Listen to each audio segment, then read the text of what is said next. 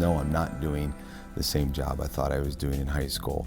In high school, I thought if I did go into education, I would be a teacher and a coach, much like my father, much like my mother was a teacher, and I thought I'd have a career in that. Not in my wildest dreams did I ever think that I would be a superintendent, and certainly I didn't see myself eventually venturing into the private sector, but that's where I am today. I think you discover, who you are in a variety of ways, some by, I think, some internal reflection, some by the success you experience on your own. A lot of your relationship with your own faith, I think, is part of that. But people will tell you, as you take notice, they'll tell you what you're good at.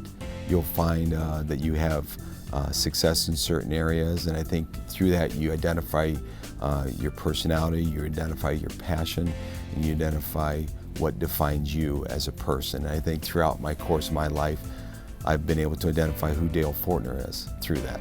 Probably my darkest time, personally and professionally, was when we were struggling to pass the school levy. And as a superintendent of the school, there's a lot of pressure and there's a lot of weight on your shoulders, and you feel like you have the whole community, to be responsible to, and to try to lead in that regard, and that's a heavy burden. I've learned that life isn't easy.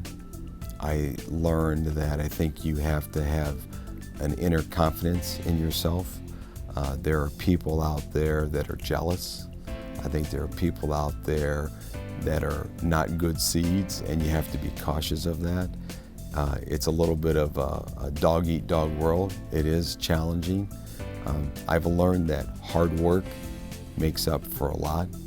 I've learned that integrity can never be sacrificed, in that way.